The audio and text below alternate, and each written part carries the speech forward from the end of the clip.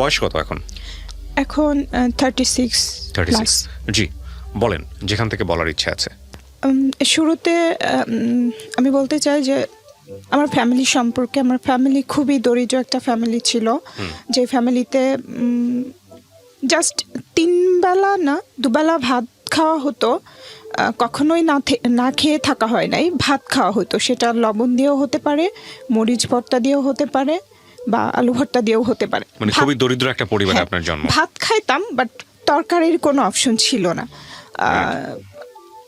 মাংস খেতাম আমরা হয়তো বা 2 ঈদে ছাড়া আমরা কখনো মাংস খেতাম না। এটা আপনার শৈশবের স্মৃতি? হ্যাঁ, শৈশবে।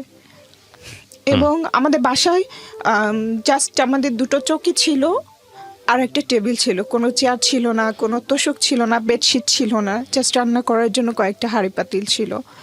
এবং আমাদের কোনো বাড়িঘর ছিল না, আমরা মানে মানুষের বাসায় ভাড়া হিসেবে থাকতাম। আমরা 4 ভাই বোন ছিলাম। আমরা 2 বোন যখন থাকি তখনকার সময়টা আমাদের খুবই ভালো কেটেছে, যখন আমরা 2 বোন থাকি। মানে আপনি সবার বড়? হ্যাঁ, আমি সবার বড়, এবং আমার 2 বছর 2.5 বছরের মতো ছোট আমার ইমিডিয়েট বোন। তো আমার ওই বোন হবার 5 বছর পর আমার 3 নাম্বার বোনটা হয়, এবং তখন আমার বয়স প্রায় 7 বছরের মতো। আমার বোনের সাথে আমার ডিফারেন্স 7 বছরের, 3 নাম্বার বোনের সাথে। তো সে হবার আগে পর্যন্ত আমাদের লাইফটা, যেহেতু আমরা ছোট ছিলাম, আমাদের লাইফটা খুবই ভালো ছিল। মানে খাবারের কষ্টটাও বুঝতাম না, এতটা ভালো ছিল যে আমরা বুঝতামই না, জাস্ট ভাত খাচ্ছি, এটাই আমাদের জন্য অনেক কিছু, এরকম ছিল। এবং আমি ছিলাম খুবই শান্তশিষ্ট, মানে খুবই শান্তশিষ্ট, আসলে বলার বাহিরে, যে 10টা কথা বললে হয়তো বা একটা কথারও উত্তর দিত না, এরকম ছিলাম আমি। ঠিক আমার উল্টা ছিল আমার বোন। তো দেখা যায় যখন থেকে আমি যখন স্কুলে ভর্তি হই, এটা হবে 5-6 বছর বয়সে, তার আগে মুহূর্ত আমি দেখেছি যে আমার বাবা মার কিছু চলাফেরা, যখন থেকে আমার বুদ্ধি হয়েছে তখন থেকে আমি নোটিস করেছি যে আমার মা ছিল একটু অন্যরকম। অভাব বা কোনো কিছু তাকে স্পর্শ করতো না, সে তার মতো করে ভালো থাকার চেষ্টা করতো। যেমন তার পোশাক আশাক, উনি যেই বাসায় তরকারি থাকে না, সেই বাসার মা বা যে কর্ত্রী, সে হচ্ছে স্লিভলেস ব্লাউজ পরতেন, হাত ভরা চুড়ি পরতেন, টিপ পরতেন, এভাবে চলেছেন উনি। তো এগুলো আমার ভালো লাগতো না, কেন জানি ভালো লাগতো না, জানি না, কিন্তু আমার ভালো লাগতো না। আমি বুঝতাম না এটার মানে খারাপ বা এটা অনেকের চোখে বাজে লাগে, এগুলো আমি কিছুই বুঝতাম না। জাস্ট আমি এতটুকু বুঝতাম যে আমার ভালো লাগতো না। এবং আমার বাবা মার ভেতরে মিল ছিল না কোনো দিক দিয়েই, তাদের ইচ্ছা অনিচ্ছা কোনো কিছুতেই মিল ছিল না। আমার বাবা যেরকম, তার উল্টো আমার মা। বাট একটা পর্যায়ে গিয়ে যখন আমার 6 বছর বয়স, আমাকে স্কুলে ভর্তি করাইছে মাত্র, তারপরে একটা ঘটনা, আমার মা বিভিন্ন সময় বিভিন্ন লোকদের সাথে সম্পর্ক বলতে আমি বুঝাইছি যে পাতানো সম্পর্ক, যেটাকে বলে অনেকে, যে বাবা ভাই, এই ধরনের সম্পর্ক। তো এরকম সম্পর্ক করতে থাকে। একদিন আমাদের বাসায় তার ভাই বলে একজনকে আনেন, ওনাকে আমরা মামা বলেই ডাকি। তখন জাস্ট আমি একটু বুঝি। তো আমার মা আমাকে ওনার কোলে বসায় দেয়, ওই মামার কোলে, যেটা আমার এমনিতেই খুবই শান্ত ছিলাম, আমার কোনো লোকজন ভালো লাগতো না, কোনো কিছুই আমার ভালো লাগতো না, জাস্ট আমি আমার মতো থাকতে পছন্দ করতাম। এবং তখন থেকেই আমার পড়াশোনার প্রতি একটা ইয়ে ছিল, আমার পড়তে ভালো লাগতো। যেহেতু মানে আমাদের বাসায় টিভি ছিল না, ফ্যান ছিল না, ফ্রিজ ছিল না, কিচ্ছু ছিল না, এবং আমি বাইরের বাচ্চাদের সাথে খেলতামও না। আমার বিনোদন বলতে ছিল বইয়ের পাতা, বইয়ের ভিতরে যে লেখা পড়তাম, ছবি দেখতাম, এগুলোই আমার সারাদিনের বিনোদন, আমার আর কিছুই ভালো লাগতো না।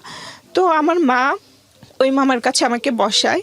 আমার মা দেখছিল যে ওই মামাটা আমার স্পর্শ করছিল, এবং যেটা আমার খুবই বাজে লাগছিল এবং খুবই খারাপ লাগছিল, ভয়ও পাচ্ছিলাম। এবং আমার মনে আছে আমার চোখ দিয়ে পানিও বের হচ্ছিল, বাট আমি আমার মাকে বলতে পারছি না। এবং আমি যখন একটু জোরাজোরি করছিলাম, আমার মা আমাকে ধমক দিয়ে আবার ওনার কাছেই বসায় দিচ্ছিল। এটাই আমার লাইফের ফার্স্ট একটা অভিজ্ঞতা ছিল। আমি অত বেশি না বুঝলেও এতটুকু বুঝতাম। কোন ক্লাসে পড়েন আপনি তখন? তখন আমি মাত্র ভর্তি হয়েছি। মানে Class আপনার মা 1 চাচ্ছিল আপনি এই ধরনের অ্যাবিউজ হন, বা দেখেও না দেখার ভান করছিল? হ্যাঁ, দেখে না দেখার ভান হোয়াট করছিল। ইন্টারেস্ট, কি ধরনের ইন্টারেস্ট কি থাকতে পারে? আপনি তো এখন ম্যাচিউর।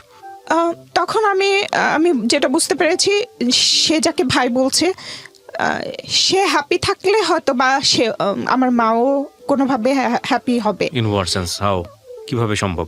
লজিকটা থাকতে হবে। হয়তোবা চাচ্ছিল যে উনি আমার মাকে কিছু টাকা পয়সা দিবে, বা একটা ভালো শাড়ি কিনে দিবে, বা একটা গহনা কিনে দিবে, এতটা এরকম নিদি কিছু। এত এইভাবে হয়? এরকমই মানে চাওয়া পাওয়া অনেক বেশি ছিল না যে লক্ষ লক্ষ টাকা হবে, বাড়ি হবে, গাড়ি হবে, এরকম না। জাস্ট এই চাওয়া পাওয়াগুলো ছিল। আর আমার মার একটা নেশা ছিল, উনি হলে গিয়ে সিনেমা দেখা অনেক পছন্দ করতো। তো আমার বাবা যে চাল কিনে রাখতো সারা মাসের, উনি চালটা আগেই কিনে রাখতো, কারণ টাকা শেষ হয়ে গেলে চাল কিনতে পারবে না। তরকারি চিন্তা করতো না, জাস্ট ভাতের ব্যবস্থাটা করে রাখ। এবং আমি দেখেছি আমার মাকে, ওই চাল আমার মা বিক্রি করে দিত, 2 কেজি 1 কেজি এভাবে বিক্রি করে দিয়ে সেই টাকা দিয়ে আমার মা গিয়ে সিনেমা দেখতো। কখনো একাও যেত, অন্য কোনো লোকের সাথেও যেত, আমাদেরকে রেখেই।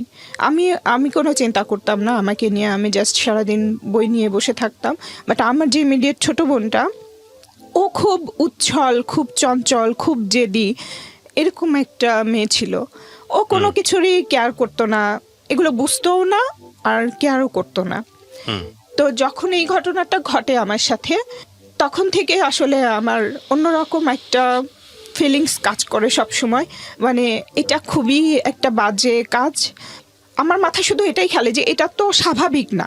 আমি বুঝতাম না এটার মানে কি, বাট আমার ভালো লাগতো না। এবং তারপর থেকে আমার কোনো পুরুষ মানুষ দেখলে আমার ওই কথাটা মনে হতো, এবং আমি অ্যাভয়েড করতাম। সেটা ছোট ছোট ছেলে মানুষ হোক, বড় হোক, বৃদ্ধ হোক, সবাইকে আমার একটু অন্যরকম লাগতো।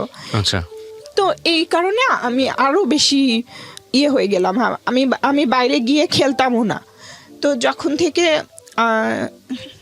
আমি যখন স্কুলে ভর্তি হই, আমার আব্বা চায় যে তারপরে থেকে, তখন তো প্রাইমারি স্কুল ছিল, খরচটা নাই বললেই চলতো আর কি, ওরকম কোনো খরচ ছিল না। বাট তারপরেও আব্বা বলতো যে লেখাপড়া করাবে না, বা খরচ দিতে পারছে না, মানে খাতা কলম যে কেনার যে খরচটা। বাবা কি করতেন পেশায়? আমার বাবা সিকিউরিটি গার্ড ছিলেন, গভর্নমেন্ট। ওকে। তো তখন দেখা যায় যে আম্মার সাথে, আম্মা আবার কাজও করতো, মানে ওই যে তার সিনেমা দেখার যে বিষয়গুলো, এগুলোর জন্য আমাকে কাজ করতে হয়েছে। এবং ফ্যামিলিতেও অনেক সময় খরচ করেছে ওই টাকা থেকে। যেমন উনি বিড়ি বানাতেন, তারপরে ঠোঙা বানাতেন, এই ধরনের কাজগুলো। তারপর তোষকের ভেতরে যে নারিকেলের ছোবা, এগুলো হাতুড়ি দিয়ে পিটায় এগুলো করতো। তো তখন থেকে আমি আমার আম্মার সাথে যে খেলার সময়টা, আমার যেহেতু খেলতে ভালো লাগতো না এবং এত অভাব, তো তখন থেকে আমি ট্রাই করছি আমার মার সাথে এই কাজগুলো করার, এবং আমি পারতামও। কিছু টাকা হেল্প হইতো, যেটা দিয়ে আমাকে খাতা কিনে দিত আব্বা।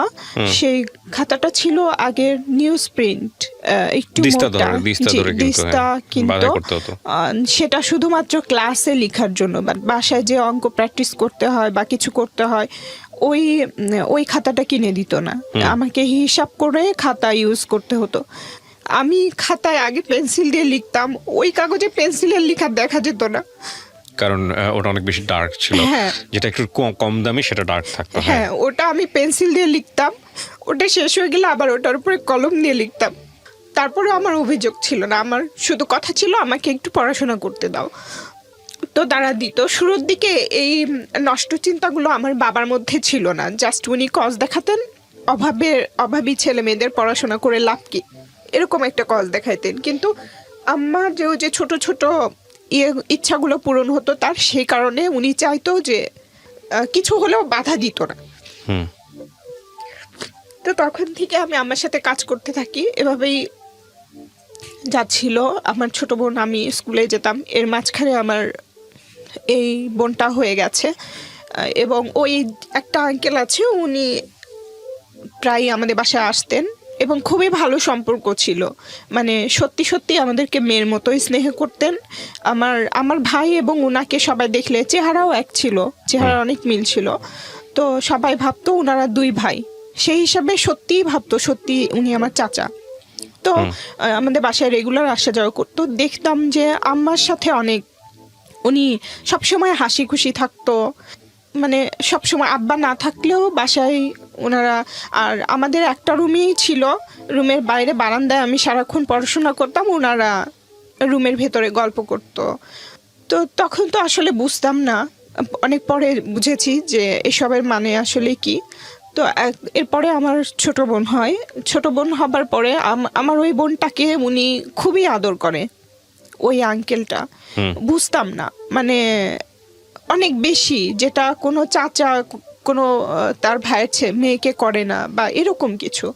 তো একদিন আমার মাকে আমি দেখছি ওনারা কথা বলতেছিল, আমার আম্মা বলতেছিল যে এটা তো আপনারই কোনো খোঁজ খবর রাখেন না, কোনো খরচ দেন না, এরকম করলে কেমন হয়, এই ধরনের কথা বলছিল। তখন উনি রাগ হয়ে গেছিল এবং বলছিল যে এই ধরনের কথা এগুলো যদি বলতে থাকে আমার মা, তাহলে আর আমাদের বাসায় আসবে না বা আমার মার সাথে কোনো রাখবে না, যোগাযোগ রাখবে না। তখন আমার মা আর কিছু বলে না, আবার তারা স্বাভাবিকই থাকে, আসা যাওয়া কথাবার্তা সব কিছুই হয়।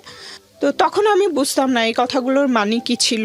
পরে আমি যখন বড় হয়ে আস্তে আস্তে আমি বুঝতে শিখি। তো আমার ছোট বোন আমি যখন ক্লাস 4-এ পড়ি, 4 থেকে 5-এ উঠেছি আর কি, আমাদের কোনো বাড়ি ছিল না ওই সময়। আমার বাবা তার অফিস থেকে এক্সট্রা কোনো একটা টাকা পেয়েছিল, তখন মাত্র 4,000 টাকা শতাংশের 2 শতক জায়গা আমার বাবা কিনেছিল। কিনে ওখানে আমরা বেড়া দিয়ে একটা ঘর করা ছিল, বেড়া দিয়ে ওই ঘরে আমরা থাকতাম, কারেন্ট ছিল না।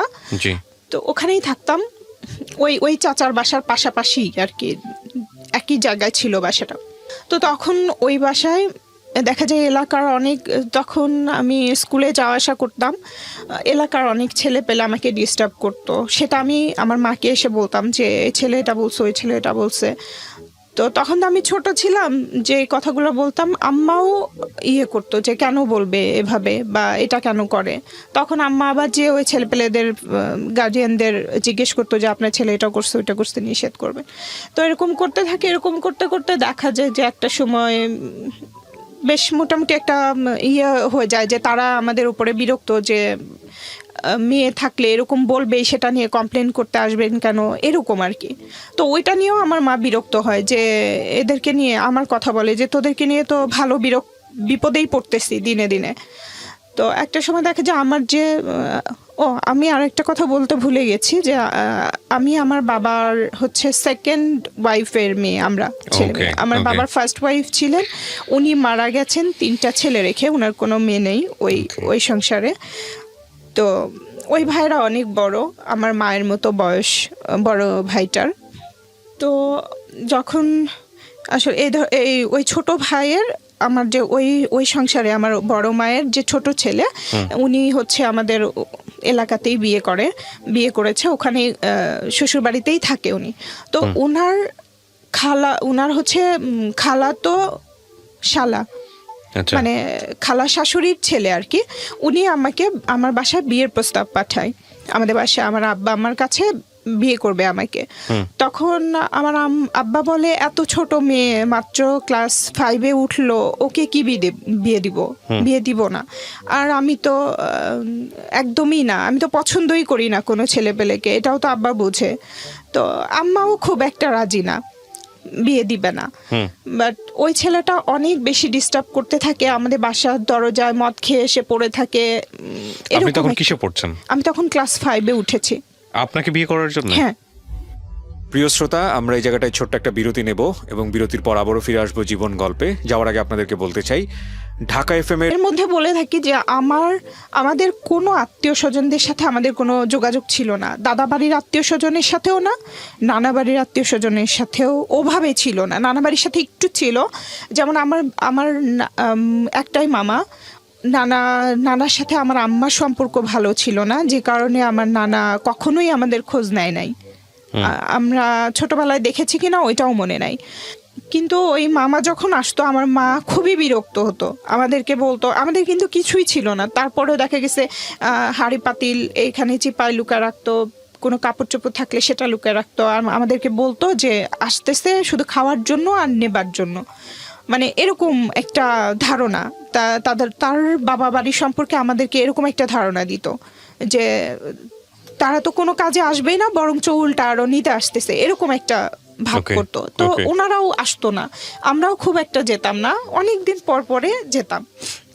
এই নানি বাড়িতেই একটু বেড়াতে যেতাম, হয়তো 1-1.5 বছর পর বা 2 বছর পর 2-3 দিনের জন্য এরকম করে যেতাম। বাট দাদা বাড়ির কাউকেই আমরা দেখিনি, শুধু গল্প শুনেছি আব্বার কাছে। আমাদেরকে আমরা 2 বোন যখন ছোট, যখন আমার ওই বোনটা আমি যখন হাঁটতে পারি ওরকম একটা সময় আমাদেরকে নিয়ে গিয়েছিল। এরপরে আর কখনো আমরা কোনো চাচা চাচি, ফুপু, দাদা দাদি কাউকেই দেখিনি এখন পর্যন্ত। না, এখন পর্যন্ত বলতে আমার বাবা মারা যাবার পরে দেখেছি কয়েকজনকে। তো কেউ আসতো না, জাস্ট ওই 3টা ভাই আসতো, হুটহাট করে একসময় চলে আসতো, তারপরে আমার আব্বার সাথে ঝগড়াঝাটি মারামারি করে চলে যেত। তাদের একটা অভিযোগ ছিল, আমাদেরকে মানুষ করো নাই, লেখাপড়া শিখাও নাই, চাকরি দাও নাই, এটা করো না, এটা করো না, এই ধরনের অভিযোগ। এবং বাসায় যা থাকতো, যে কটা জিনিস থাকতো, একটা কাঁথা আছে, কাঁথাটাও নিয়ে চলে যেত, একটা পাতিল আছে ওইটা নিয়েও চলে যেত, এরকম করতো। আর ওগুলো করতে গেলে যখনই আব্বা আম্মা বাধা দিত তখনই মারামারি হতো। জাস্ট আমরা 2 বোন দরজায় চিপায় দাঁড়া দেখতাম যে এরকম বাবা ছেলে বা আমার মা এরকম ঝগড়াঝাটি মারামারি হচ্ছে। মানে চরম অসুস্থ পরিবেশ বলতে যেটা বোঝায়। অসুস্থ পরিবেশ। তো ওই ভাইটা হঠাৎ করে কেন জানি উনি বগুড়া, মানে আমাদের হোম ডিস্ট্রিক্টে যায় আর কি। ওনার বাবাও এই অফিসেই চাকরি করতেন, আমার বাবা যে অফিসে করেন ওই অফিসেই চাকরি করতেন। উনি মারা গেছেন, উনি আগে ওখানেই ছিলেন, মারা যাবার পরে ওই ফার্স্ট মনে হয় উনি গিয়েছিলেন। তখন আমি ক্লাস 5-এ পড়ি, এবং আমাকে দেখার পরে আমাদের ওই অভাব অনটন যখন আব্বা বলতে থাকে এরকম লেখাপড়া করতে চায়, অনেক ভালো স্টুডেন্ট, অনেক ভালো রেজাল্ট করে, এর মধ্যে আমি যখন ক্লাস 4-এ উঠি, 1 থেকে 4-এ, তখন আমার রোল হয় 1, যেটা সবাই আমাকে অনেক উৎসাহ দিচ্ছিল, অনেক প্রশংসা করছিল, আদর করছিল। অতটা না বুঝলেও এটা বুঝতাম যে আমি ভালো একটা কিছু করেছি, এই জন্য আমাকে, মানে ওইটা আমার জন্য ইন্সপায়ার হয়েছিল। আমার লেখাপড়ার প্রতি তখন আরও আগ্রহ বেড়ে যায়। তো আব্বা এরকম বলতে থাকে যে ও তো অনেক ভালো স্টুডেন্ট, লেখাপড়ার খরচ দিতে পারি না এসে। তখন আমার ওই চাচা বলে, তাহলে আমি আপনাকে, এর মধ্যে আবার আমাদের ওই বাড়িটা বিক্রিও করে দেওয়া হয়। আব্বা অনেক টাকা লোন করে ফেলে। আমার আব্বা খুবই বেহিসাবে একজন লোক, উনি মনে হয় তখন বেতন পেতেন হয়তো বা 1500 বা 1200 এরকম, বাট খরচ করে ফেলতো 3000-3500 টাকার মতো, শুধুমাত্র তার চা আর সিগারেট। এবং উনি একা চা খেতেন না, একা সিগারেট খেতেন না, 3-4 জন মিলে বসতেন, সেটার উনি বলতেন যে লিখে রাখো, এভাবে বাকি জমা হয়ে যেত। ওইটা জমতে জমতে একসময় 10,000-20,000 এরকম টাকা হয়ে যেত। তো ওই টাকাগুলো আব্বার তো কোনো এক্সট্রা ইনকাম ছিল না, দিতে পারতো না। তখন দেখা যায় যে যেই অ্যামাউন্ট বেশি যার, সে হয়তো আব্বার কাছে আসতো যে ঠিক আছে আপনার মেয়েকে বিয়ে, আমার ছেলে বা আমার ভাই মানে বিয়ের প্রস্তাব নিয়ে আসতো, বিয়ে দিলে এই টাকাগুলো শোধ করে দিবে। তখন আব্বার ভিতরে একটা কাজ করতে থাকে, এবং আম্মার ভেতরে পুরাপুরি একটা লোভ কাজ করতে থাকে। তো আমার চাচাতো ভাই যিনি ছিলেন, উনি আব্বাকে অফার দেয় যে আপনার বাড়িটা তো ছিল জাস্ট 1 বছরের মতো ছিল বাড়িটা, এরপরে বিক্রি করে দেওয়া হয়। তো বলছে যে আপনাকে একটা বাড়ি করে দিব আর কিছু টাকা দিব, আমার কথা বলে যে ওর সাথে আমি ওকে বিয়ে করতে চাই, এটা বলছে। এটা বলার পরে আব্বা আমাকে অনেক প্রেশার ক্রিয়েট, প্রথমে বুঝায়, যখন আমি বুঝি না তখন আমাকে প্রেশার ক্রিয়েট করে, এবং আম্মা তো পুরোপুরি মেন্টালি টর্চার করতে থাকে। তখন আমার বৃত্তি পরীক্ষা ছিল, মানে বৃত্তি পরীক্ষা আমার দেওয়ার ইচ্ছা ছিল। স্কুল থেকে সবাই চায় যে আমি পরীক্ষাটা দিই, বাট বৃত্তি আমাকে তো টিউশনিও করানোর মতো ছিল না, আব্বার প্রাইভেট টিচার ছিল না। আমরা বাসায় সারা দিন রাত পড়ে যতটুকু করার ততটুকু রেজাল্ট করতাম। তো একটা যে বৃত্তির একটা বই ছিল মোটা, সব সাবজেক্ট মিলায়ে, ওই বইটা কিনতে তখন বেশ ভালো টাকায় লাগতো, মনে হয় 100-150-200 এরকম টাকা লাগতো। তো ওই বইটা আব্বা আমাকে কিনে দিতে পারে নাই, এবং আব্বা বলছে যে পরীক্ষা দিতে হবে না। তো তারপরে আমি ওই বইটা কেনার অভাবে আমি আসলে আর পরীক্ষা দিতে পারি নাই, এবং পরীক্ষার একটা মনে হয় খরচও ছিল, ওটা আব্বা দিতে পারে নাই। তারপরে ওই স্কুল চেয়েছিল কনসিডার করতে, কিন্তু পরে আর আসলে পরীক্ষাটা দেওয়া হয় নাই।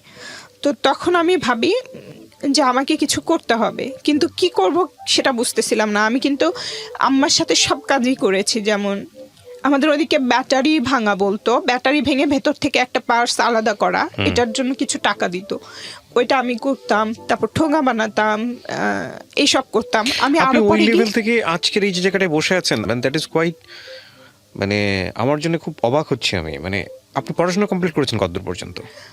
আমি যখন অ্যাডমিশন টেস্ট দিতে আসি ঢাকায়, ওটা আসার পেছনেও একটা কারণ ছিল, ইচ্ছাটা আগে ছিল এবং আমি অনেকটা বাধ্য হয়েও এসেছি। তো অ্যাডমিশন টেস্ট যখন দিয়েছিলাম ঢাকা ইউনিভার্সিটি এবং জাহাঙ্গীরনগরে, রাজশাহীতে যাবার আমার কোনো অপশন ছিল না। তো আমার ঢাকা ইউনিভার্সিটিতে হয় নাই, জাহাঙ্গীরনগরে আমি চান্স পেয়েছিলাম। পড়াশোনা করা কমপ্লিট কতদূর পর্যন্ত আপনার? এখন আমার মাস্টার্স কমপ্লিট। আপনি এই জায়গা থেকে মাস্টার্স কমপ্লিট করেছেন? এটা কি সব নিজের অর্থায়নে নাকি? আচ্ছা, নিজে। তো তারপরে কি হয়েছে? হ্যাঁ, ব্যাটারির কথা বলছিলেন। হ্যাঁ, তারপর এইসব কাজ করতাম ওখান থেকে। এটা যে কোন টাকা, ক্লাসের ঘটনা? এটা আমি ক্লাস 5 এর কথা বলছি। আমি কাজ করি আরো ছোট থেকে, তো চিন্তা করলাম আমাকে কিছু করতে হবে। তখন ওই সময়টাতে আমার মামা আসে গ্রাম থেকে, তা আমি মামার সাথে নানি বাড়িতে বেড়াইতে যেতে চাই। তখন আমার ক্লাস 5 এর পরীক্ষা হয়ে গেছে, তো আমার ভালো লাগছিল না কোনো কিছু। মামা বলছে আমার সাথে যাবি? তো আমি বলছি হ্যাঁ যাব। তো আমি বেড়াইতে গেছি, শুধু আমি একা গেছি, আমার ছোট বোনটা রয়ে গেছে। তখন আমার ছোট ভাইটার বয়স মাত্র হয়তো বা 1 মাস 1.5 মাস এরকম হবে, মানে আতুর ঘর যেটা বলে ওখানেই আছে আমার ভাই মা। তো আমি আমার মামার সাথে চলে যাই আমার নানি বাড়িতে বেড়াইতে কয়েকদিনের জন্য। এর মধ্যে আমার যে ছোট ভাইয়ের কথা বলেছিলাম, তার শালার জন্য আমার বিয়ের প্রস্তাব আসে। ওই ছোট ভাইটা কোনো একটা প্ল্যান করে আমাদের কোনো ক্ষতি করার জন্য, ওই রাগ থেকে যে আমরা তাদেরকে ডিনাই করেছি, যে তাদের প্রস্তাবটা মানি নাই, বিয়ে দেই না, বা এটা থেকে প্রতিশোধ নেওয়ার জন্যই হোক বা যেভাবেই হোক, তারা আমাদের কোনো একটা ক্ষতি করতে চাচ্ছিল। এই কারণে আসে আমাদের বাসায়, এসে দেখে আমি নাই। তো তখন আমার ওই ছোট বোনটাকে বলে যে আমাদের ওখানে মেলা হচ্ছে, চল মেলায় ঘুরতে নিয়ে যাই, এটা বলছে। তো আমার আম্মা তো জানে যে ওই ভাইটা ভালো না, আমাদের কোনো ক্ষতি করবে। তো আম্মা চাচ্ছিল যে না যেতে, বাট ও জেদ ধরে বসছে, ও যাবে। তো ওকে মেলায় নিয়ে গেছে। আমি খুবই শর্টকাটে বলছি, এর মধ্যে আরো অনেক বিষয় আছে। যেমন ওকে নিয়ে যাচ্ছিল একটা থানা, ওদের এলাকায় যখন ঢুকে গেছে, একটা থানা ক্রস করতে, ওই থানার সামনে দিয়ে যাচ্ছিল। তো আমার আব্বা দেখতে অনেক কালো ছিল, অনেক উঁচা লম্বা ছিল, আর আমার ভাইয়েরাও আব্বার মতো ছিল দেখতে। আর আমার ছোট বোনটা ছিল অনেক বেশি সুন্দর, পরীর মতো ছিল, মানে একদম পিঙ্ক কালারের গায়ের রং যেটা হয় সেরকম। তো যখন এরকম কয়েকটা লোকের সাথে, এরকম কালো কালো কয়েকটা লোকের সাথে এত সুন্দর একটা বাচ্চা যাচ্ছে, ওই থানার লোকজনেরা ওদেরকে ওখানেই আটকায় দেয় এবং প্রশ্ন করে যে কে কি। আমার বোন বলছে যে এটা আমার ভাই, বাট ওরা বিশ্বাস করছে না। তখন আমার আব্বার অফিসে ফোন দিয়ে আমার বাবাকে ডাকায় যে এরকম এরকম ঘটনা, আপনি আসেন, এটা কি আপনার মেয়ে কিনা আর ওইটা আপনার ছেলে কিনা। তো আমার আব্বা যায়, যাবার পরে বলে হ্যাঁ ছেলে। তো তখন ছেড়ে দেয়, আমার বাবা সহ তারা নিয়ে যায় একটা বাসায়। নিয়ে যে আমার বাবা যেটা বলেছে, আমার বাবাকে নাকি হাত পা বেঁধে গলায় ছুরি ধরে তারপরে এই কাজটা করা হয়েছে। আমার বোন তখন ক্লাস 4-এ ওঠে। কি করা হয়েছিল? মানে আমার বোন ক্লাস 4-এ পড়ে, ওর সাথে ক্লাস 5-এ পড়ার একটা ছেলেকে বিয়ে দিয়েছিল। আপনার বাবাকে ধরে? হ্যাঁ। কেন? জাস্ট হচ্ছে একটা কালি লাগাই দেওয়ার জন্য।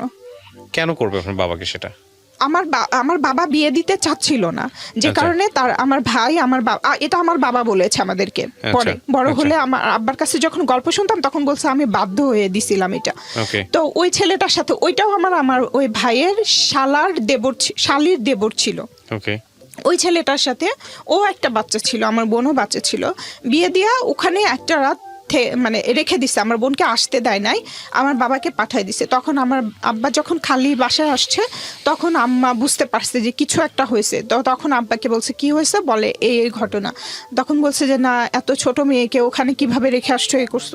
পরে সকালবেলা উঠে ওই যে আঙ্কেলের কথা বলছিলাম, যে আমার মা আঙ্কেলের সাথে একটা ভালো রিলেশন ছিল, ওই আন্টিকে নিয়ে আমার আম্মা যায় ওদের বাসায়, যে আমার ওই বোনকে নিয়ে আসে এবং তখনই তারা ডিভোর্স দিয়ে দেয়। জাস্ট ওটা কেন করছিল জানি না, তখন বুঝি নাই। এখন মনে হয় যে জাস্ট আমার ফ্যামিলিটা অনেক দরিদ্র ছিল, কিন্তু আমার কারণে এবং আমাদের 2 বোনের কারণে সারা গ্রামে আমাদের অন্যরকম একটা প্রশংসা ছিল। সবাই প্রশংসা করত, আমার আব্বা আম্মাকে সম্মান করতো, যে এই ঘরে এরকম 2টা বাচ্চা আছে যাদের আচার ব্যবহার কথাবার্তা সবকিছুই সবার পছন্দ। তো হয়তো বা এইসব কারণেও হতে পারে যে জেলাস থেকে বা যে কোনো কারণেই হতে পারে এই কাজটা করছিল তারা, এবং তখনই ডিভোর্স হয়ে যায়। তো আমার বন্ধু তখন কিছু বুঝতো না, বিয়ে কি ডিভোর্স কি এসব কিছুই বুঝতো না।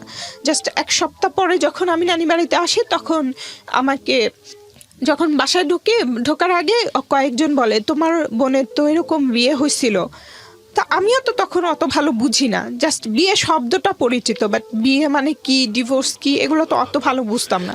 তা আমি আম্মাকে এসে বলি যে কি হয়েছে, বলে কি এরকম এরকম ঘটনা। তো যাই হোক, তখন পরে আমরা যখন স্কুলে যাইতাম ওকে সবাই বিভিন্নভাবে খ্যাপাইতো যে তোর তো বিয়ে হয়েছিল এটা ওটা।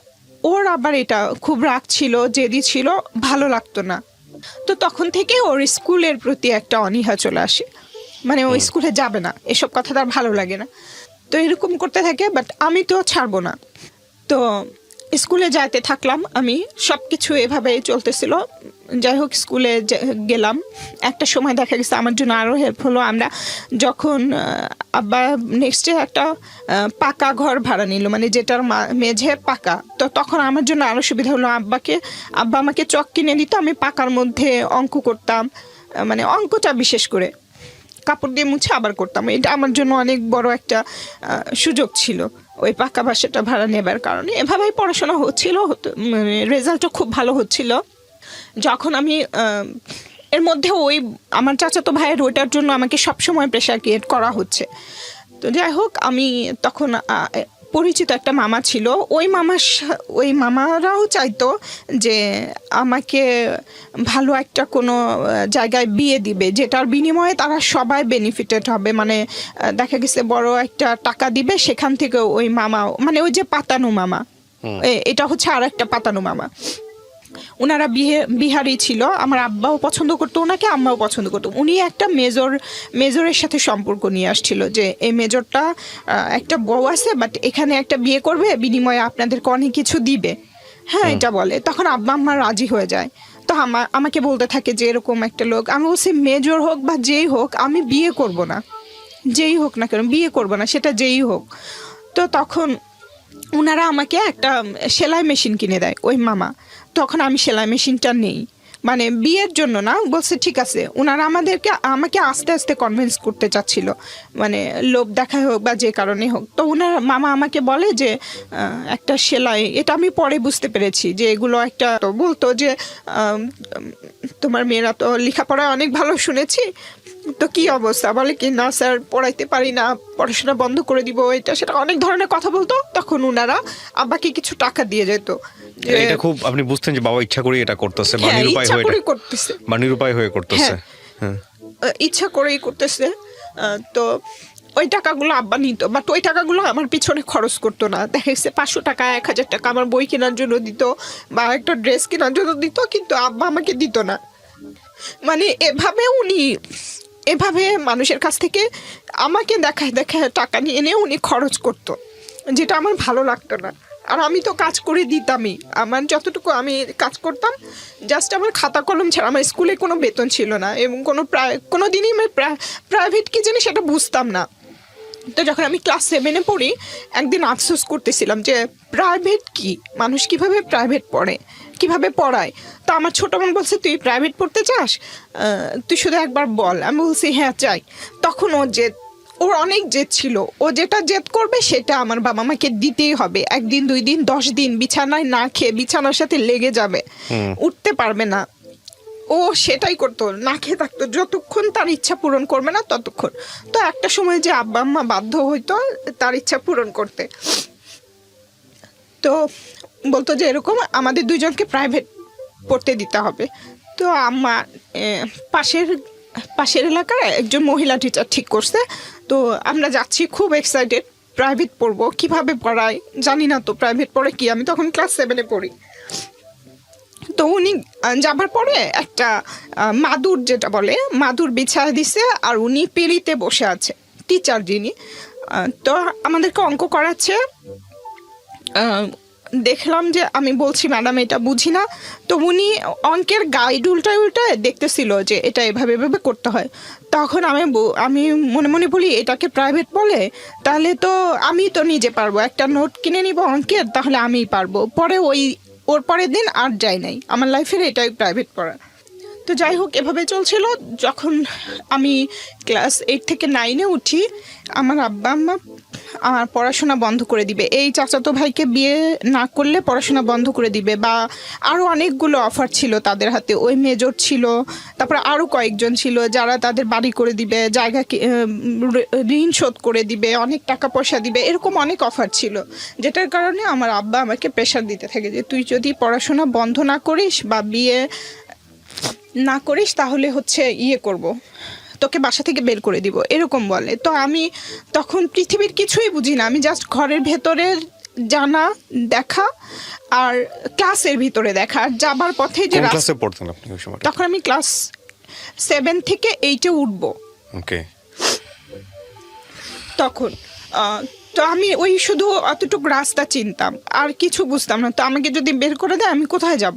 তখন আমার মামা আবার আসে, ওই আমার যে আপন মামা উনি আসলে আমি মামাকে বলি যে মামা আপনার সাথে নিয়ে যাবেন, আমি আপনাদের ওখানে স্কুলে পড়াশোনা করব, ওখান থেকে আমি এসএসসি পরীক্ষা দিব, এখানে আব্বা আমাকে পড়াবে না।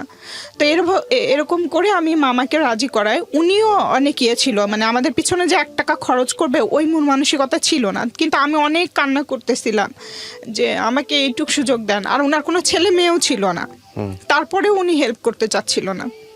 কিন্তু আমি একটা সময় অনেক কান্নাকাটি করে অনেক বুঝাই যে আমি ওখানে আপনাদেরকে কিছুই ডিস্টার্ব করব না, খাওয়া দাওয়া নিয়ে আমার কোনো কমপ্লেন থাকবে না, কিছু থাকবে না, জাস্ট আমাকে একটু স্কুলে যাওয়া আসা করতে দিবেন, এসএসসি পরীক্ষা দিতে দিবেন। তা আমি তখন 7-এ পড়ি, এসএসসি কিভাবে দিব? তখন আমি চিন্তা করলাম যে আমাকে কিছু করতে হবে, মানে ড্রপ করতে হবে, আমার স্কিপ করতে হবে, আমার ক্লাস 8-এ পড়া যাবে না, আমাকে তখনই 9-এ পড়তে হবে, তাহলে আমি 1 বছর আগায় যাব। তখন আমি এখান থেকে যখন ক্লাস 7-এ পরীক্ষা দিই, তখন আমি নানি বাড়িতে চলে যাই, যে আমি 8-এর ক্লাসটা না করে আমি ওখানে গিয়ে ক্লাস 9-এ ভর্তি হই। ওকে। তো মাঝখানে আমি আবার এখানেও এসে থাকি 3-4 মাস করে, আবার ওখানে যাই। এখানে যখন আসি আমি ক্লাস 8-এর ক্লাস করি, যে স্কুলে পড়তাম 7 থেকে 8-এর ক্লাস করতাম, আর নানি বাড়িতে গিয়ে 9-এর ক্লাস করতাম, একসাথে 8-9 এভাবে করে। তারপরে যখন আমি এখানে 9-এ উঠে যাই, তখন তো ওখানে 10-এ উঠে যাই, তখন আমি ওখান থেকে পরীক্ষা দিই। এবং আমার সাবজেক্ট ছিল সায়েন্স থেকে আমি পরীক্ষা দিই। আমার একটা খালাতো ভাই ছিল, উনি আমাকে হেল্প করেছে আমার ফিজিক্স, কেমিস্ট্রি, ম্যাথে, উনি আমাকে দেখাই দিতেন। আর এর মধ্যে আমি মামার বাড়িতে আর থাকতেও পারি নাই, মামা যে আমাকে হেল্প করতে চাচ্ছিল না, আমি তো একরকম জোর করেই গেছি। কিছুদিন পরে আমাকে ওখানে আর তারা রাখে নাই, তখন আমার মার দুঃসম্পর্কের মানে চাচাতো বোন আর কি, পাশের এলাকা, ওনার ওখানে আমাকে পাঠায় যে কোনোভাবে। যেহেতু আমি এখানে আসতে চাচ্ছিলাম না, আমি আম্মাকে কনভিন্স করছি যে তুমি শুধু আমাকে পরীক্ষা দিতে দাও, তোমার সব ইচ্ছা আমি পূরণ করব, শাড়ি, চুড়ি, গহনা যা আছে সব কিছু। এবং আমার মা দেখছি যে কোনো একটা মহিলাকে যদি কেউ সালাম দিত, মুরব্বী মহিলা বা ভদ্র মহিলাকে যদি কেউ সালাম দিত, এটা নিয়ে আমার মার খুব কমপ্লেন ছিল। ওই মহিলাকে সালাম দেয়, উনি কষ্টও পেত যে আমাদেরকে তো কেউ সালাম দেয় না। তখনই আমি মনে মনে ডিসিশন নিয়েছিলাম, একটা সময় তোমাকে সবাই সালাম দিবে, তোমাকে এমন একটা জায়গায় নিয়ে যাব। তো আমার মাকে এগুলো লোভ দেখায় যে তুমি জাস্ট আমাকে এসএসসিটা দিতে দাও। তো আম্মা কোনো রকমে রাজি হবার পর তার ওই বোনের বাসায় রাখে, ওখানেই থাকি। ওখান থেকে আমি পরীক্ষা দিই, খুবই ভালো রেজাল্ট হয়। তখন আমি তো 1 বছর আগে পরীক্ষা দিলাম, 2001-এর পরীক্ষা 2000-এ দিয়ে দিলাম। তখন আমার ফার্স্ট ডিভিশন, দুটোতে লেটার ছিল। তো এখন তো আর ওখানে থাকতে পারবো না। তারপরে আবার চলে আসি রেজাল্টের পরে, আমাদের বাড়িতে চলে আসি। আসার পরে সবাই আব্বাকে অনেক বাহবা দিচ্ছিল, অনেক প্রশংসা করছিল, তোমার মেয়েকে ডাক্তার বানাও, এটা বানাও, ওটা বানাও, অনেকে বলতেছিল। আমারও ইচ্ছা ছিল, বাট সামর্থ্য তো আমাদের ছিল না। তা আমার ইচ্ছে ছিল কোনো রকমে জাস্ট পড়াশোনাটা কন্টিনিউ করা। তো আমি আর্টসে ভর্তি হতে চাচ্ছিলাম, তখন আব্বা আমাকে ভর্তি করাইতে নিয়ে গেছে। যে স্কুলে আমি পড়তাম ওই স্কুলেই কলেজ আছে, স্কুল অ্যান্ড কলেজ। তো স্যারেরা বলে যে না, ও এত ভালো স্টুডেন্ট, ওকে কেন আর্টসে ভর্তি করাবেন, সায়েন্সে ভর্তি করেন, ওর কোনো বেতন লাগবে না, কিছু লাগবে না, আমরা সব দিক দিয়ে সবভাবে হেল্প করবো। আমি আব্বাকে নিষেধ করতেছিলাম, কিন্তু আব্বা ওই মুহূর্তে স্বপ্ন দেখতেছিল যে তার মেয়ে ডাক্তার হবে, তার অনেক টাকা হবে, এরকম কিছু। তো আমাকে সায়েন্সে ভর্তি করায়। তো প্রাইভেট ছাড়া তো আমি সায়েন্সে ভালো করতে পারবো না, তারপরে বাসায় এত মেন্টাল টর্চার। হুম। তো যাই হোক, কোনো রকমে এভাবে পড়াশোনা করতেছিলাম, সারা দিন রাত পড়তাম, বুঝে হোক না বুঝে হোক পড়তে থাকতাম। আর আমার পড়া দেখে আম্মা বিরক্ত হয়ে যায়। তো দেখা গেছে আমি পড়তেছি, পিছন থেকে এসে চুলের মুঠি ধরে ইয়ে করতো যে এখনো পড়িস, এত পড়িস, বিরক্ত হয়ে যাচ্ছি, এরকম করতো। মানে উনি বিরক্ত হতো, আমি বিরক্ত হতাম না। আর আমি রাত জাগতে পারতাম না ছোটবেলা থেকেই। আমার বোন বসে বসে পাহারা দিত যে যত যাই হোক তোকে পড়াশোনা করতে হবে, তোর ইচ্ছা তোর পূরণ করা লাগবে। মানে সব কিছু থেকেও আমাকে প্রোটেক্ট করতো, আব্বা আম্মার সব কিছু থেকে, বাইরের সব কিছু থেকে। হুম। এবং ও রাত জেগে বসে থাকতো, আমি পড়তাম যেন আমি ঘুমাই না, যে ও রাত জেগে বসে থাকতো। তো যাই হোক, এভাবেই চলছিল। ইন্টার যখন ফার্স্ট ইয়ারে পড়ি, যখন আমি এসএসসি রেজাল্ট হয়, তখন আমার আব্বার কলিগের ভাইয়ের ছেলের সাথে একটা প্রস্তাব আসে বিয়ের। তো আমি রাজি না। আম্মাকে আবার ওই লোভ দেখাতে থাকি যে আমাকে শুধু সুযোগ দাও, আমি ইন্টার পাস করলে তোমাকে এটা ওটা করে দিব, সব করে দিব।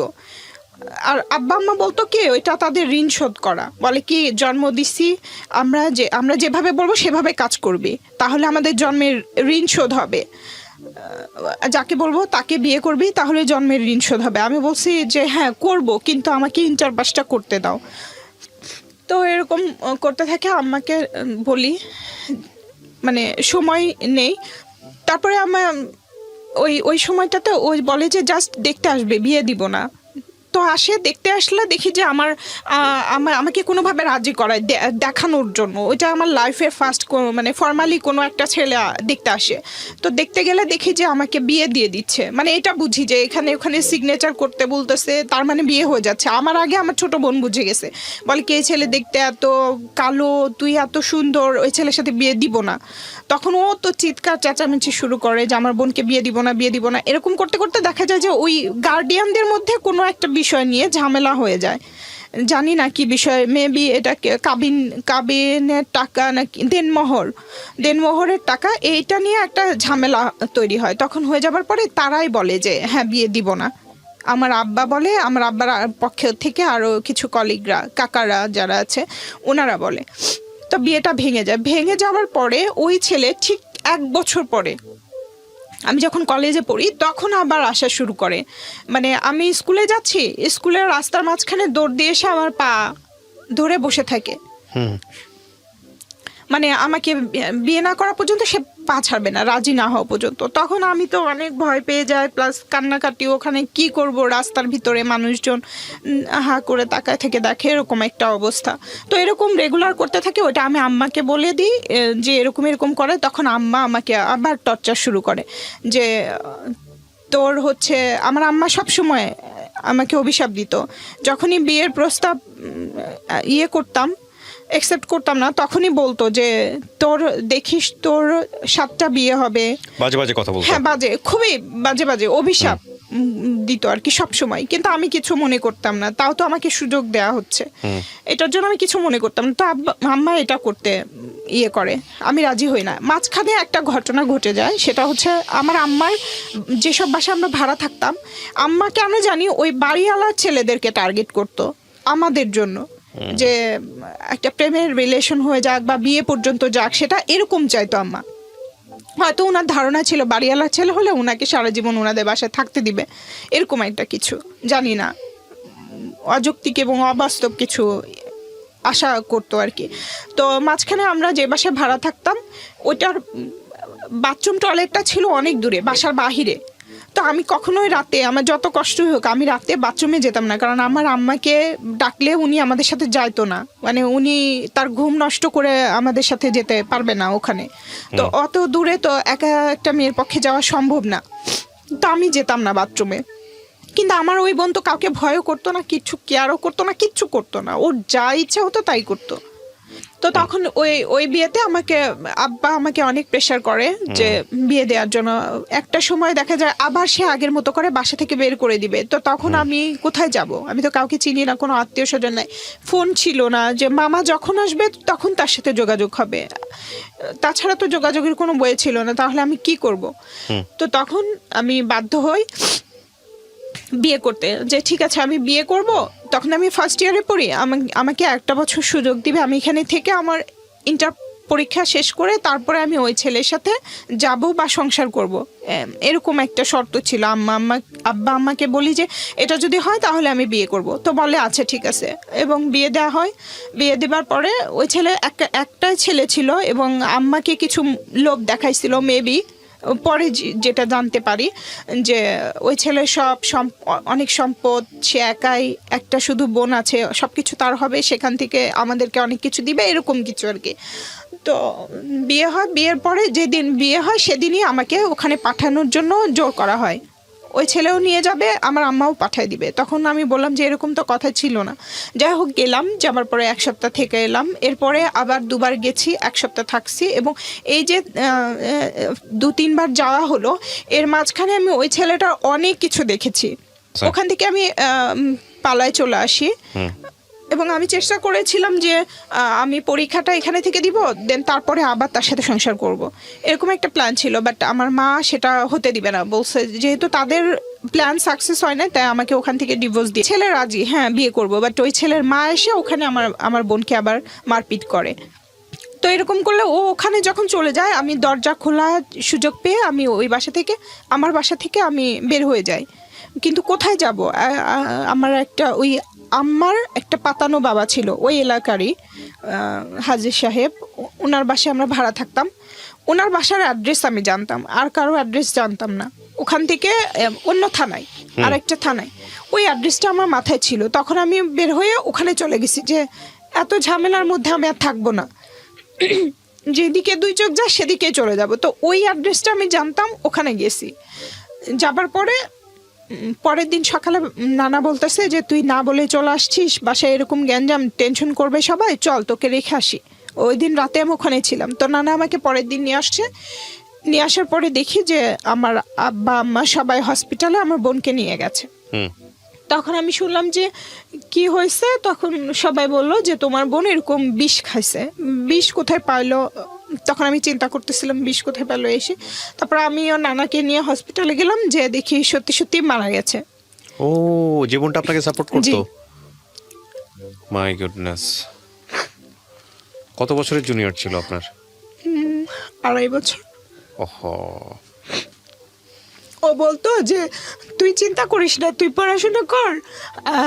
আমিও তো পড়াশোনা, আমি ভালো রেজাল্ট করি না, বাট পড়াশোনা যদি করি বা বড় হয়ে যদি কোনো কাজ করি, তাহলে সুন্দর একটা শোকেস বানাবো, আর সেই শোকেসের ভিতরে তোকে ঢুকায় রাখবো, তাহলে আর কেউ বিয়েও করতে পারবে না। পরে ও মারা গেছে। তারপরে যাই হোক, মারা যাবার পরে দাফন হয়েছে, পোস্টমর্টম করতে চাইছিল আমার আম্মা আর ছোট বোন। এরা পোস্টমর্টম করতে দেয়নি, এরা পুলিশকে কি যেন বলছে, পুলিশরা আর পোস্টমর্টম করে নাই। কি বলছে জানি না, শুধু সবাই বলতেছে তোমার বোনের এত বুদ্ধি, ওর একটা কথাই পুলিশ আর পোস্টমর্টম করলো না।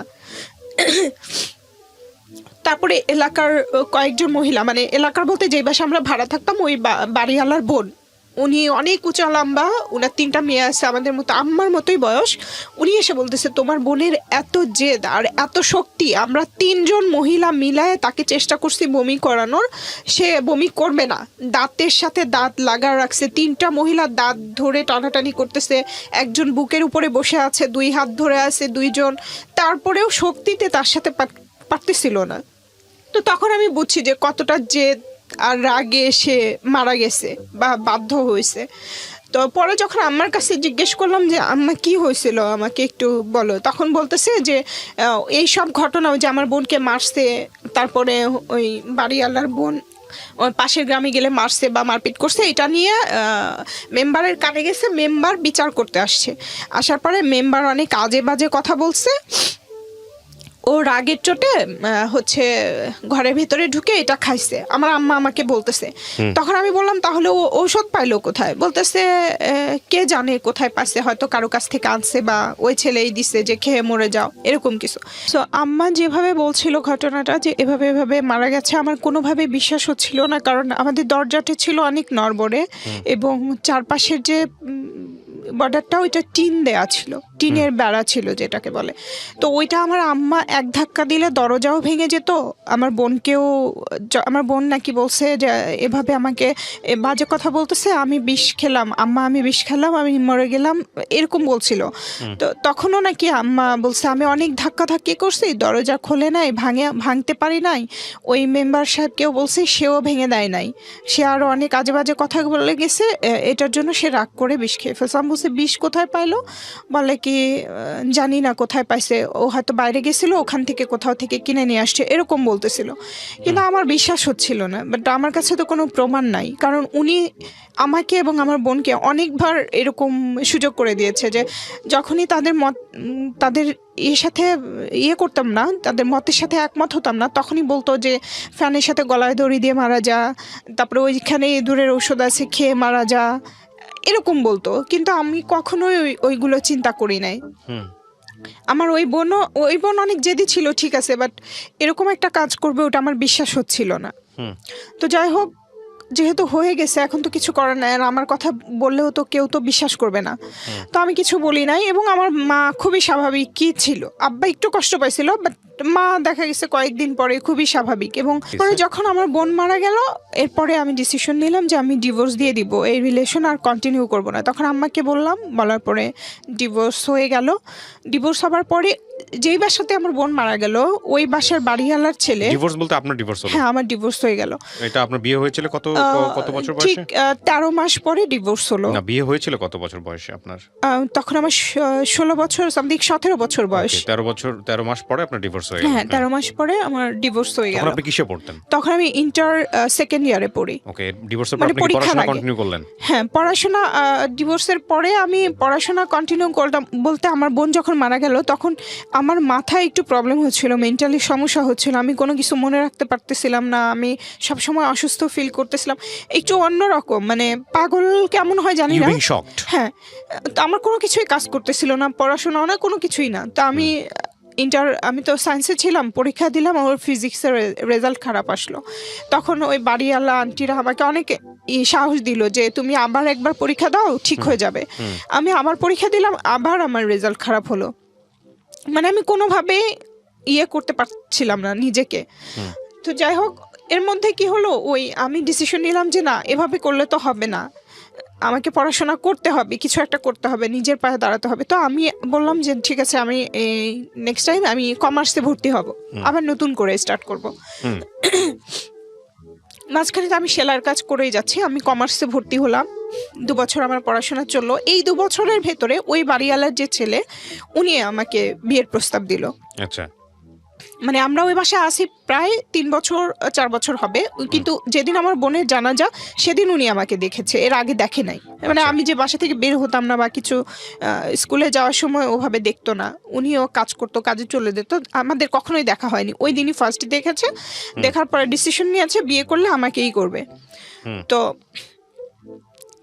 তার ফ্যামিলিও আমাকে অনেক পছন্দ করতো, বাট আমার বাবা যেসব কথাবার্তা আমার সাথে বলতো বা যখন ঝগড়াঝাটি করতো, যে অ্যাটিটিউডগুলো করতো, এগুলো তার মার সামনে একবার পড়ে গেছিল। এবং খুবই জঘন্য ভাষা, বলা যাবে না, বললেও হয়তো বা আপনারা রাখবেন না, ওটা আমি আর বলতে চাচ্ছি না। এটা দেখার পরে ওই আন্টি আমার উপরে খুব মানে উনি খুব হয়ে যায় আর কি, যে মেয়েটা এত ভালো, আমার ছেলেও ভালো, আমার ছেলে পছন্দ করছে ঠিকই ছিল, কিন্তু যেই বাবা যেই মেয়ের সাথে এভাবে কথা বললো, ওই মেয়েকে আমার ছেলের বউ কিভাবে বানাবো, মানে উনি মেন্টালি আবার এটা নিয়ে টেনশন করতে লাগলো, প্লাস অসুস্থই হয়ে গেল। একদিন আমাকে ডেকে বললো যে মা, তোমাকে আমি অনেক পছন্দ করি, এরকম আমার ছেলে বলে দিচ্ছে তুমি ছাড়া কাউকেই বিয়ে করবে না, পৃথিবীর কাউকেই বিয়ে করবে না, তুমি হচ্ছে যেভাবে হোক এটা করবা না, এটা আমার রিকোয়েস্ট, মানে ওনার রিকোয়েস্ট। তো আমি তো চাই আমি কাউকে বিয়ে করব না, আগেও চাইনি, আর এই ডিভোর্সের পরে তো আরও ডিসিশন নিয়ে ফেলছে আমি কখনোই বিয়ে করব না। তো আমি বলছি হ্যাঁ আন্টি, আপনার টেনশন করতে হবে না। বাট ছেলে এতই পাগল ছিল যে এটার টেনশনে তার মাও স্ট্রোক করে মারা গেছে, মানে ওই ছেলের মাও মারা গেল এর মধ্যে। এবং ওই ছেলের বড় ভাই বা আরো যারা ছিল রাগে আমাদের সাথে অনেক দুর্ব্যবহার করতে চাইলো, মানে এমন আমাদেরকে পাড়ার থেকে বের করে দিবে, আমাদের কারণে এত কিছু হচ্ছে, তার ভাই পাগল হয়ে যাচ্ছে, এরকম একটা অবস্থা। তো আমার আম্মাকে বললাম আমাদের এই বাসা ছাড়তে হবে, মানে যখন প্রস্তাব দিয়েছে তখন থেকে আম্মাকে প্রেশার দিলাম। তো একটা সময় আমরা ওই বাসা ছেড়েও দিলাম, দেবার পরে আমি আমার ইন্টার করলাম, কিন্তু ওই ছেলেকে আর ওই ছেলেকে আর বাসায় আসা বাদ দেওয়া যায় না। ওই ছেলে বাসায় আসতে লাগলো, আমার খোঁজ খবর নিতে লাগলো। তারপরে আম্মা চাচ্ছিল কি ওই ছেলে আসবে আমাদের বাসায়, তারপরে সবাই একটা কথা বলবে, গ্রামের লোকজন একটা একটা সিন ক্রিয়েট তৈরি হবে, ধরে সবাই মিলে ছেলে মেয়ের বিয়ে দিয়ে দিবে, তখন আমি বেঁচে গেলাম। মানে আম্মার কথা হচ্ছে যেভাবে হোক বিয়ে হলেই হলো। তো দেখা গেছে আমি পড়তেছি, ওই ছেলে পিছনে এসে দাঁড়ায় থাকতো, দেখতো, বাট আমি জানতামই না যে আমার পিছনে কেউ দাঁড়ায় আছে। মানে এত ভালোবাসতো যে মাথার উপরে ফ্যান নাই, গরম, আমার কোনো দিকে কোনো ফিলিংস, আমি শুধু পড়ছি আর পড়ছি। এটা দেখে উনি অনেক অবাক যে এত গরমের মধ্যে গা দিয়ে ঘাম বের হয়ে যাচ্ছে, সে কিছু টের পায় না। সেই ছেলে সাথে সাথে যে একটা ফ্যান কিনে নিয়ে এসে আমার বাসায় দিয়ে গেছে যে তোমার পড়তে কষ্ট হয় গরমে, এই ফ্যানটা তুমি ইউজ করো। মানে আমার আম্মাকে দিছে, আসলে বেসিক্যালি ওনাকেই দিয়েছে যে ওর জন্য আনছি। তো যাই হোক, এরকম করতো, মানে এত ভালোবাসতো।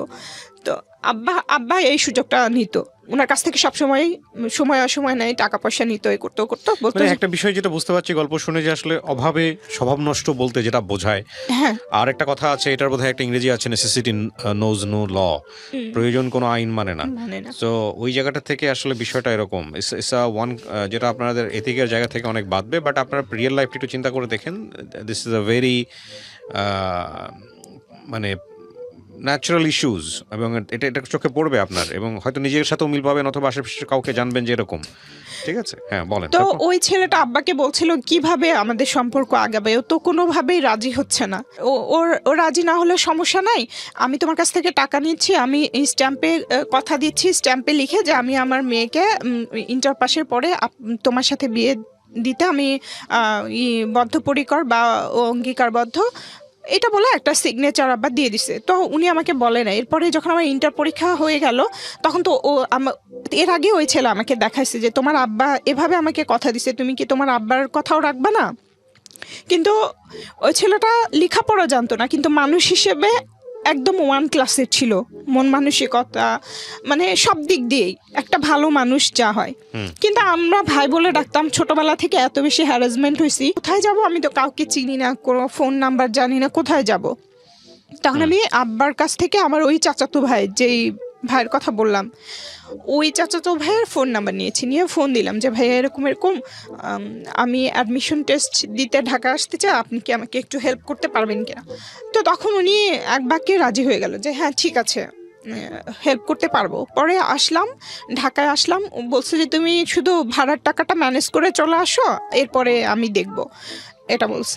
তো আমি আসলাম ঢাকায়। আসার পরে উনি হচ্ছে ওনার ফ্রেন্ডের ফ্যামিলি যে বাসায় থাকে, মানে অ্যাকচুয়ালি ওই ফ্ল্যাটে 3টা ফ্যামিলি থাকে, তার ফ্রেন্ড, তার ভাই বোন, ভাইয়ের ওয়াইফ, মানে অনেক লোকজন। ওখানে আমাকে রাখলো, ওদের বাসায় ফ্লোরিং করতাম, ওদের রুমের একটা ফ্যামিলি একটা রুমে ছিল, ওই ফ্যামিলির ভিতরে আমি আবার ফ্লোরিং করতাম। করে আমি ইউসিসিতে 2 মাসের মতো ক্লাস করলাম, তারপরে আমি অ্যাডমিশন টেস্ট দিলাম। এর মাঝখানে আব্বা আমাকে আমার অফিসে অ্যাপ্লিকেশন করাইছে, মানে চাকরির জন্য। তো আমি চাকরি করব না, আমি বলছি আমি এখন চাকরি করব না, হচ্ছে আমি পড়াশোনা শেষ করে তখন, এবার আবার বলতেছি যে আমি অনার্স কমপ্লিট করে তোমাদের সব ইচ্ছা পূরণ করবো, মানে এভাবে করে আমি এই পর্যন্ত আসতেছি। কিন্তু আব্বা রাজি না, যে একটা সরকারি চাকরি ছোট বড় যাই হোক যদি হয়ে যায় তাহলে আমার ফুল ফ্যামিলি বেঁচে যাবে আর কি, এরকম। তো আব্বা জোর করেই একরকম আমাকে অ্যাপ্লিকেশনটা করালো। তো আমি ওই ঠিক যখন আমি অ্যাডমিশন টেস্টটা দিলাম, এর পরপরই, মানে জাস্ট কয়েকদিনের ডিফারেন্স, 3-4 দিন এর মধ্যে আমি এই অফিসে পরীক্ষা দিলাম। তো পরীক্ষা দেওয়ার পরে আমি এই অফিসে টিকে গেলাম, আমাকে ভাইভাতে ডাকা হলো। তো যখন ভাইভাতে ডাকা হলো, তখন আমার ওই সময় যখন ভাইভাতে ডাকা হলো, তখন আমার জাহাঙ্গীরনগরে ভর্তির ডেট ছিল, যে ওখানে আমাকে ভর্তি হতে হবে। ওই ভাইটাই টাকা পয়সা দিচ্ছে, তো উনি হচ্ছে ভর্তি করাই দিবে। তো আব্বাকে বললাম, আব্বা ভর্তি হতে দিবে না, বলছে ওখানে ভর্তি হলে তো তুমি চাকরি করতে পারবে না, আর চাকরি করলে তো তুমি ওখানে যা পড়াশোনা করতে পারবে না, জাহাঙ্গীরনগর তো অনেক দূরে, মানে কোনোভাবেই না। তখন আমাকে অনেকভাবে চেষ্টা করলো, ফ্যামিলি বাঁচাতে হবে, মানে অনেক রকম। তখন আমিও চিন্তা করলাম যে তাহলে তো কি হবে, তাহলে আমার চাকরিটাই করতে হবে, আমার ইউনিভার্সিটি ছেড়ে দিতে হবে, আমার সারা জীবনের স্বপ্ন যেটা ছিল। তো পরে আমি চাকরিতে জয়েন করলাম 2006 সালে ডিসেম্বর মাসে। এটা তত্ত্বাবধায়ক সরকারের সময় ছিল, যে কারণে আমাদের কোনো ঘুষ বা কিছু দিতে হয়নি, লিগ্যাল ওয়েতে আসা হয়েছে। ঘুষ দিলে হয়তো আমার চাকরিটাও হতো না, যেই চাকরিটা আমি এখনও কন্টিনিউ করছি এটার কথা বলছি। তো যাই হোক, আমি নর্মালি হচ্ছে আমার অনার্স ভর্তি হয়ে গেলাম সোশিয়োলজিতে ইডেন কলেজে। ওখান থেকে আমি চাকরি এবং এটা কন্টিনিউ করছি। এর মাঝখানে আমি কখনোই কোনো ছেলে পেলেকে নিয়ে কোনো স্বপ্ন দেখা, কোনো রিলেশনে জড়ানো কোনো কিছুই না আমার মাথায়। আমি ছোটোবেলা থেকে ভাবতাম আমি কলেজে উঠে প্রেম করব, এটা করব, ওইটা করব। তারপর ভাবলাম আমি অনার্স উঠে করবো, আমাকে ইন্টার ভালো করে পাশ করতে হবে, কোনো দিকে মনোযোগ দেওয়া যাবে না।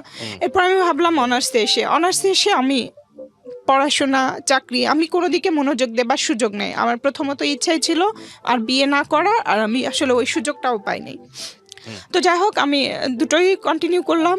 অনার্সেও আমার রেজাল্ট ভালো ছিল, মাস্টার্স করলাম। ঠিক মাস্টার্স করার আগে এর মাঝখানে আর কিছু ঘটনা ঘটে গেছে। সেটা হচ্ছে আমার বাবা 30-35 বছরের মতো চাকরি করেছে, কিছুই করতে পারে নাই, বরঞ্চ উল্টা অনেক টাকা লোন করেছে আর কি। উনি 2,60,000 টাকার মতো পেনশন পেয়েছে, ওখান থেকে দেখা গেছে 1 লাখ টাকা লোন, 1 লাখ টাকা আমার মা নিয়ে নিয়েছে, আর 50,000 টাকা তার আছে, এরকম আর কি। সে সব কিছু আর কি পেনশনের রিটায়ার্ডের পরেও কিছু করতে পারলো না। তো আমি যখন জয়েন করেছি তখন আমার মা বাবাকে যে কথা দিয়েছিলাম যে তোমাদের সব ইচ্ছা আমি পূরণ করব, শুধু বিনিময়ে আমাকে একটু পড়াশোনা করতে দাও, তো ওইটাই তারা বারবার মনে করাই দিচ্ছিল। আমাদের ঋণ শোধ করবি না, আমাকে জায়গা কিনে দিবি না, বাড়ি করে দিবি না, এরকম সারাক্ষণ আমার মাথা খেয়ে ফেলছিল। তো জাস্ট চাকরিতে জয়েন করে তো মানুষ সব কিছু করতে পারে না। তো যাই হোক, আমার মাকে বললাম যে ঠিক আছে, ওই গ্রামে 2 শতক জায়গা দেখো, আমি টাকা পয়সা জোগাড় করতেছি। তো জয়েন করার পর থেকে আমি টাকা পয়সা জোগাড় করতেছিলাম জায়গা কেনার জন্য। এর মাঝখানে আমি ফ্যামিলিকে এখানে নিয়ে আসি। আমার ছোটো বোনটা ইন্টার পাস করে ফেলে। ইন্টার পাস করার পরে ওকে এখানে মানে এসএসসি পাস করার পরে আমি ঢাকায় শিফট করি, ফুল ফ্যামিলিকে ঢাকায় নিয়ে আসি। তখন আমরা সানার পাড়ে একটা বাসায় ভাড়া থাকতাম, ওদিকে ভাড়াটা একটু কম ছিল, এই কারণে ওদিকে ভাড়া নেওয়া হয়। তো ভাড়া নেবার পরে আমার সবাই ফুল ফ্যামিলি নিয়ে আসার পর আমার বোনকে বদ্রুনেসায় ভর্তি করা, ওর সব খরচ আমি দিচ্ছি, বাসা ভাড়া আমি দিচ্ছি, বাজার খরচ সব আমি দিচ্ছি। জাস্ট রিটায়ার্ডের সময়ও আমার বাবা বেতন পেয়েছে 6,000 সামথিং, এরকম 7,000 টাকাও না। তো সেই টাকা দিয়ে ঘর ভাড়াও দেওয়া যেত না, খাওয়াও যেত না। তার মানে সব কিছু ওই টাকা দিয়ে তার সিগারেট খেতেই চলে যায়। এবং আরেকটা কথা বলে রাখি, আমার বাবা এতই অসুস্থ, আমি জন্মের পরে আমার বাবার দাঁত দেখেছি একটা, মানে উনি তখনই এত বৃদ্ধ ছিল এবং শারীরিকভাবে অসুস্থ ছিল, তখন থেকে এই অবস্থা পর্যন্ত। এরপরে উনি সিগারেট খেতেন, চা খেতেন এরকম, এবং খুবই বেখেয়ালি ছিলেন, কেয়ারলেস ফ্যামিলির প্রতি। তো তখন আমাকেই সবকিছু চালাতে হচ্ছে। তখন কি আপনার মাস্টার্স কমপ্লিট হয়ে গেছে? না, তখন আমি অনার্স সেকেন্ড ইয়ারে পড়ি। সেকেন্ড ইয়ার পরে? হ্যাঁ। আচ্ছা, আমি আপনার গল্পটা যেটা যতটুকু শুনলাম একেবারে শুরু থেকে শেষ পর্যন্ত, এটা আমি খুব ভালো করে বুঝতে পারছি যে আপনাকে যদি আমি লাইন বাই লাইন বলতে দিতাম তাহলে গল্প কিছু কিছু জায়গায় মানুষের কাছে খুব অবিশ্বাস্য মনে হতো। হ্যাঁ। কিছু কিছু জায়গায় গল্পটা মনে হতো যে আপনি কারোর সাথে শত্রুতামি করে বলতে এসছেন। কিছু কিছু জায়গায় মনে হতো যে এটা একটা ভয়ঙ্কর রকমের আনরিয়েলিস্টিক একটা গল্প।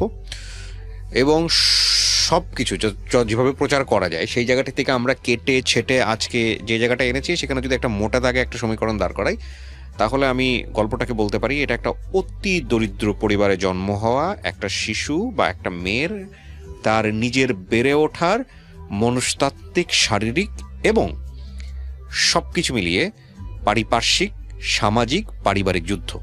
ডেফিনেটলি আপনি ওইরকম একটা পরিবার থেকে এসে যদি আপনি ইডেন কলেজের মতো জায়গাতে সোশিওলজিতে মাস্টার্স আমি কমপ্লিট করে পরে থাকেন, ঢাকা ইউনিভার্সিটি থেকে মাস্টার্স করেছি। পরে আপনি যদি ঢাকা ইউনিভার্সিটি থেকে মাস্টার্স করে থাকেন, তাহলে আমি মনে করি যে আপনি হিমালয়ের চূড়ায় বেশ কয়েকবার উঠেছেন। এটা হচ্ছে আমার জায়গা থেকে এবং বলা। এটাই আমার মা এবং বোন আর ভাই এখন সহ্য করতে পারছেন। আমার মা দ্যাটস ফাইন, ওটা ফ্যামিলি ডিলেমাতে না যাই আমরা। অনেক কিছু আছে যেগুলো হয়তো আপনার বললে এটা ফ্যামিলিগতভাবে এরা যত কিছু হোক না এটা কেন কেন আপনার বলছি blood। স্যার, আমি এখানে একটু বলতে চাই। যখন আমি আমার এই গভর্নমেন্ট কোয়ার্টারটা পাই, এর মধ্যে কিন্তু আমার বোনের চাকরি হয়ে গেছে এখানে। আমি আপনাকে একটা কথা বলি, আমি আপনার গল্পে যদি কোনো মেসেজ বের করতে চাই, আপনি যেটা বলছিলাম, আমি তো ইন্টারাপ্ট করছি কারণ আমি জানি আপনার গল্প যদি আমি বলতে দিতে চাই আপনার ঘন্টার পর ঘন্টা চলে যাবে, বলা শেষ হবে না। আর এর দিন শেষে আসলে গল্প একটা জগা খিচুড়ি জায়গায় চলে যাবে, কারণ আপনি যেভাবে রিয়েল লাইফটাকে এইভাবে আনতে চাচ্ছেন, সেখানে আমি যদি বলি যে একটা ব্রডার মেসেজটা কি, সেই মেসেজের জায়গাটা হারায় যাবে। আমি বরং এই জায়গাটাই বড় করে দেখতে চাই যে আপনি খুবই জঘন্য, আপনার কথা যদি সত্যি হয়ে থাকে, আপনি খুবই জঘন্য একটা পরিবারে বা পরিবেশের মধ্যে বড় হয়েছেন, যেটা আপনার কথা যদি সত্য হয়ে থাকে, যেটা প্রুফ করার কোনো সুযোগ নাই, যেটা আপনি বারবারই বলছিলেন যে মা আপনার সাথে প্রপার জাস্টিস করেনি, বাবা আপনার সাথে প্রপার জাস্টিস করেনি। কিন্তু হয় কি, আমাদের মিডিয়াতে আমরা বাবা মাকে যেভাবে ফোকাস করি বা যেভাবে দেখে অভ্যস্ত নাটক, সিনেমা বা সমস্ত জায়গাতে, সেখানে এইসব রিয়েলিস্টিক কথা মানুষ খুব একটা সহজে নিতে পারবে না। কিন্তু নিজে যদি নিজের জায়গা থেকে চিন্তা করে দেখে বা অন্য জায়গা থেকে যদি চিন্তা করে যে আসলে এগুলো মানুষের জীবনে হয় কিনা, তখন কিন্তু খুব সহজেই উত্তরটা পেয়ে যাবে যে হ্যাঁ, দ্যাট ইজ অ্যাবসলিউটলি ট্রু। তো আমি সেই জায়গা থেকে একটু জিনিস বলতে চাই যে স্ক্যাটার্ডলি কোনো কিছু না করে, কারণ আমাদের প্রত্যেকটা গল্পেরই তো একটা মেসেজ থাকে, সেই মেসেজের জায়গা থেকে আমরা দুটো জায়গায় এসে ফিনিশিং লাইন টানতে চাই। একটা হচ্ছে আপনার গল্পের মধ্যে যত আপস অ্যান্ড ডাউন, যত কিছুই হয়েছে, যত অপ্রীতিকর ঘটনা ঘটেছে, শেষ পর্যন্ত আপনি আপনার গন্তব্য থেকে বিচ্যুত হননি। আপনি লেখাপড়া করেছেন, আপনি এখন সরকারি একটা জব করেন, আমি যদি ভুল না করে থাকি, রাইট? হ্যাঁ, এখন তারা চাচ্ছে যে তারা চাওয়ার যে ঘটনা আমি যেতেই চাই না। হ্যাঁ, তারা আপনার জীবনে কখনোই ভালো চায়নি, এটা আপনার কথা যদি হয়ে থাকে তাহলে এটাই সত্য। কিন্তু এটা কতটুকু সত্য কতটুকু মিথ্যা এটা আপনি ভালো জানেন। আমি ওই জায়গাটায় যেতেই চাচ্ছি না।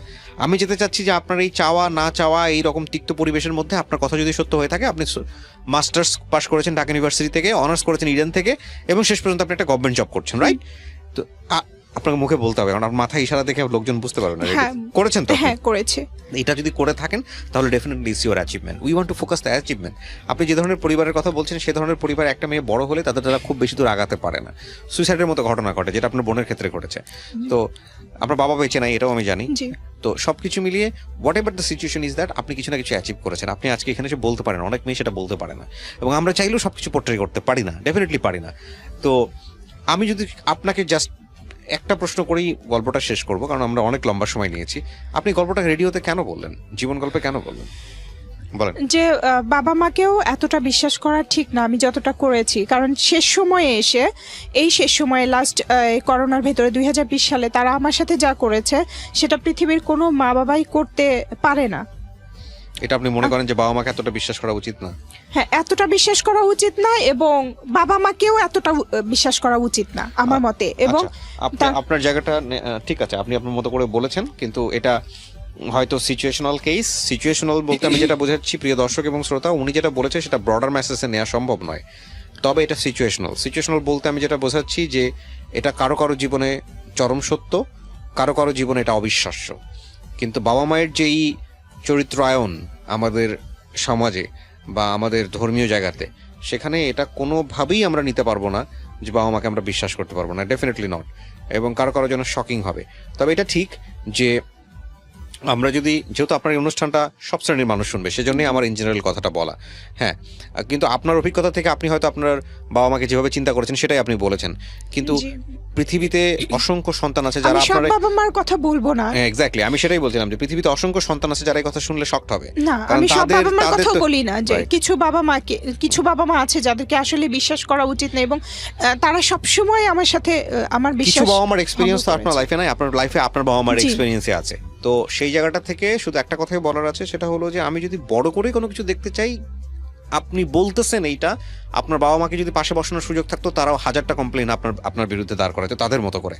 তো আমরা ওই জাস্টিফিকেশনে যাব না, আমরা শুধু একটা জিনিসই বলতে চাই, আপনি যা অবস্থার মধ্যেই ছিলেন, মানসিকভাবে শারীরিকভাবে যে ধরনের টর্চার হয়েছেন, অনেক কিছু আমি আনতে পারিনি রেডিওতে, বাট আপনি অ্যাচিভ করেছেন। সেই অ্যাচিভের জায়গাটা আমি বড় করে দেখতে চাই।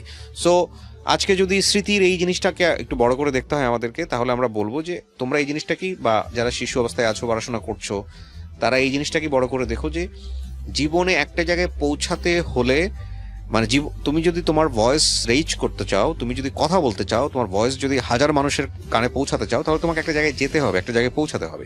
সেই পৌঁছানোর কোনো বিকল্প নাই। এটাই হচ্ছে ultimate message of the story. আমি